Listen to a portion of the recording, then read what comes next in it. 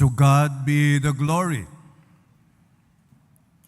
Kindly open your Bibles to the book of Luke, chapter 22, beginning with verse 66, and Luke chapter 23, verses 1 to 25.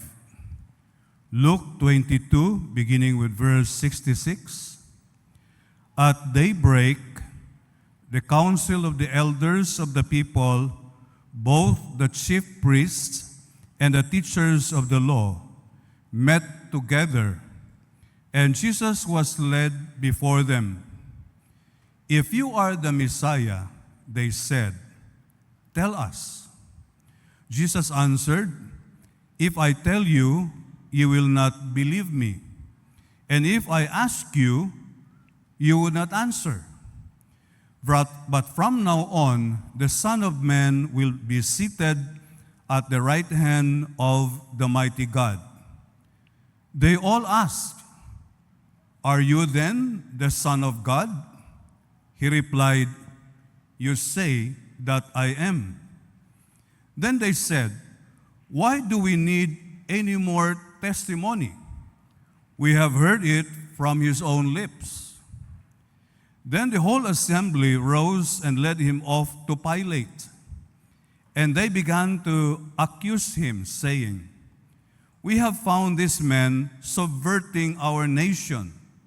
He opposes payment of taxes to Caesar and claims to be the Messiah, a king." So Pilate asked Jesus, "Are you the king of the Jews?" "You have said so," Jesus replied.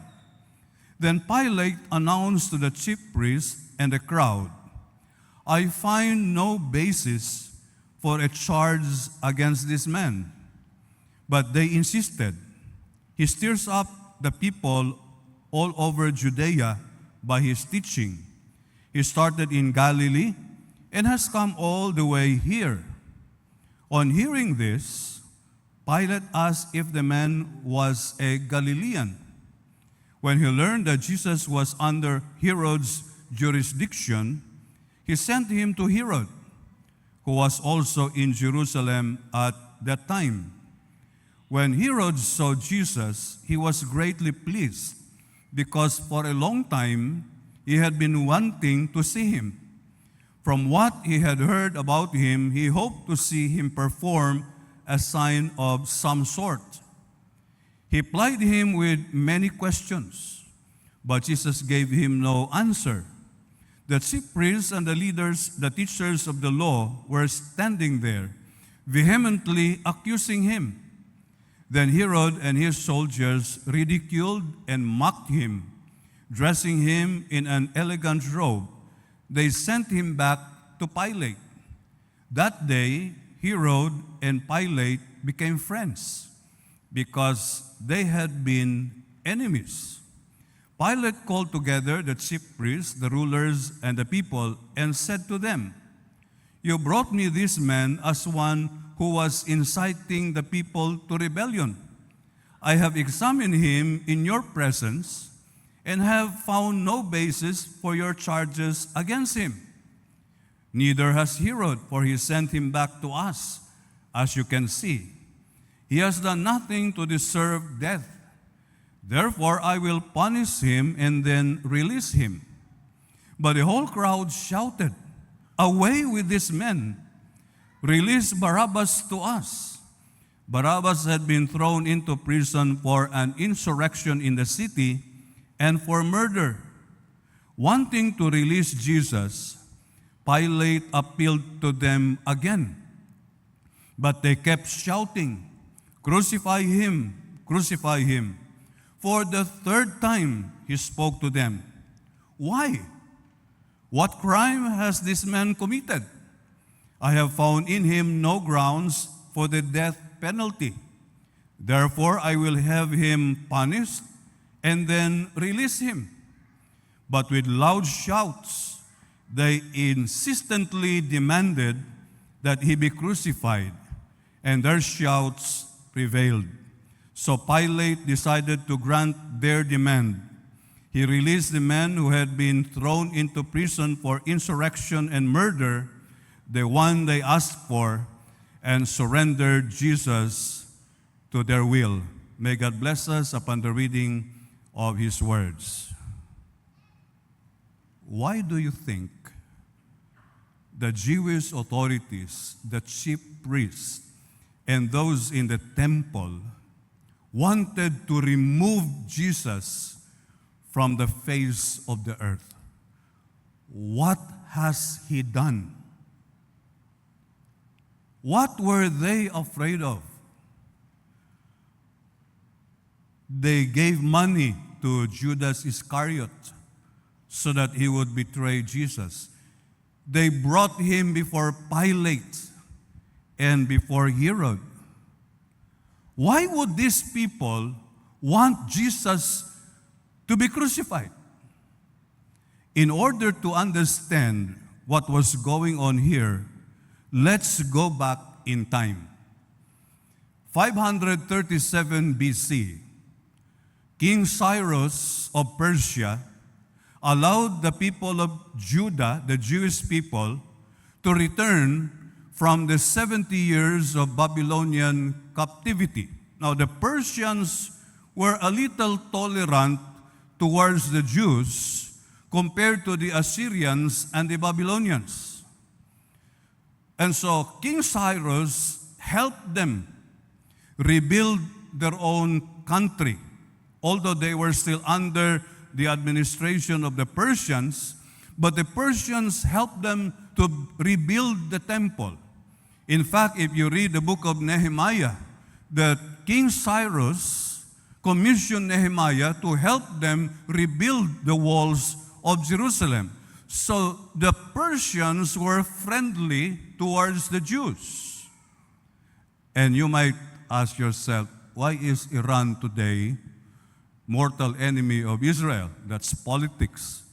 Because for more than 1,000 years, the Persians were friends of the Jewish people. And so for 200 years, the Jewish people, the people of Judah, enjoyed peace and prosperity under the protection of the Persians. But in 336 BC, Alexander the Great started conquering the neighboring countries and nations, and he conquered Persia. So the protector of the Jewish people, which is Persia, was now defeated by Alexander the Great and the Greek armies. And the Greeks were hostile. They did not treat the Jews like the Persians. They trampled on the Jews, and hundreds of thousands of them died under the Greek domination. In fact, it was during the Greek domination that the temple in Jerusalem was defiled because the Greeks did not believe in God and they offered pigs in the temple. Can you imagine that? And so the Jewish people, after 200 years of peace and prosperity, now were under the subjugation and the domination of the Greeks. When Alexander the Great died, he was succeeded by his generals, and one of those generals was Seleucus Nicator, and he controlled Turkey, Syria, Babylonia, Persia, Lebanon, Judea, Samaria, and Galilee. That's how powerful the Seleucids. If you want to read some more about them, the encyclopedia can provide you with the extent of the power of the Seleucids. And they dominated the people of Judah. For 200 years, the people of Judah suffered in the hands of the Greeks. And they were crying that somehow they would be liberated from this bondage, from this oppression. While the Greeks were dominating other countries, another power came into existence, and the Parthians. You can read also in the encyclopedia about the Parthians. They started fighting against the Greeks, And because of that, the power of the Greeks declined because of their constant warfare with the Parthians. And during this time, when the power of the Greeks declined, the people in Judah said, "This is now our opportunity to be set free from the domination of the Greeks." And in 167 BC, a priest by the name of Mattathias, you can read the history of this person in 1 Maccabees. I know that some of you would not want to read those books, but I read those books for historical purposes. And Mattathias, one of the priests, gathered around him other priests, their family members, and they revolted against the Greeks. And they were successful, especially his son, Judas Maccabeus. That's why they are called the Maccabees. And because they were successful in driving out the Greeks from Judea, they established their own kingdom, and that kingdom is called the Hasmonean kingdom. Again, you can refer to the encyclopedia about the Hasmoneans. They established their own kingdom, the kingdom led by the priests. And they thought because they were successful against the Greeks, they thought that they were anointed to be the Messiah of the people of Israel. For 100 years, the Hasmoneans ruled over Judea. And the last was John Hyrcanus. But then, while the Hasmoneans were ruling Judea, there was another person with political ambitions, and his name was Herod. Herod was not a Jew. His parents were Arabs, Edomites, but he was converted to Judaism because throughout the centuries, there were people who were converted, although they did not have the blood of Abraham in them. And this Herod was so ambitious that he wanted to be king of Judea. Now, the Hasmoneans were ruling Judea, and here is Herod wanting to take the throne for himself. And he was a very smart person. He knew that the Roman Empire is now a rising power, so he went to Rome and he gave money to the Roman authorities so that he would be granted the authority to rule in Judea. And so there was a civil war between the Hasmoneans and Herod. Thousands of Jews died in that civil war, and Herod emerged victorious because he was supported by the Roman Empire. And the Hasmoneans were very frustrated because they ruled for 100 years. Now that throne was taken from them, Herod now became the king of Judea. And what is left of the Hasmoneans is the temple because they were priests. And because they were priests, in the history of the people of Israel, only the descendants of King David have legal rights to the throne, not the priests. And so they were trying to regain their forces. They hated Herod. But Herod was there because he was favored by the Roman Empire. But then later on, Herod the Great died. After Jesus was born, Jesus was brought to Egypt, and while Jesus was in Egypt, Herod the Great died, and he was succeeded by his sons. And one of his sons, Archelaus, ruled over Judea. The other Herod, Herod Antipas, ruled over Galilee. And that was the Herod that we are talking right now. But Archelaus was a violent man. He killed so many people. And when he killed so many people in Judea, the people in Judea appealed to the Romans. Tulungan nyo kami. Here is a madman who is killing us. And so the Romans entered, removed Archelaus as king of the Jews, and installed their own governor, Pontius Pilate. Kaya galit na galit ang Hasmoneans sa Romans because the Romans took away the throne from them and the Romans now ruling Judea. But at the same time, the Hasmoneans said, may pag-asa tayo. Wala na si Herod. Wala na ang kanyang anak. We might be able to return to power because for 100 years they were there, they were removed. And in politics, pag natalo ka, you try again, you might be able to regain your power. And so these Hasmoneans wanted to take advantage of the situation, but they had a problem.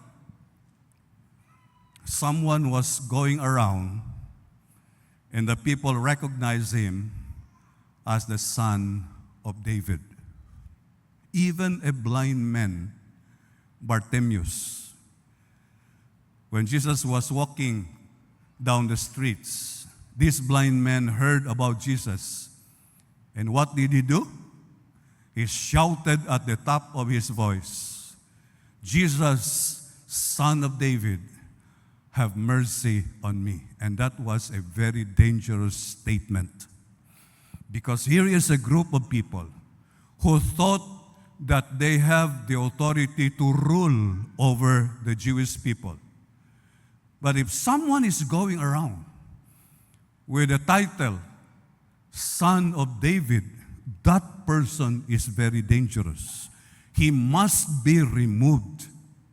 He must be eliminated because we cannot return to power.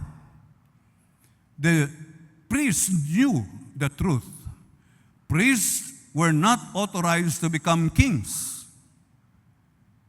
Only the descendants of David are legal heirs to the throne. Have you ever experienced riding a plane and you are given a boarding pass 15B, which means 15A is near the window and 15C is the aisle seat.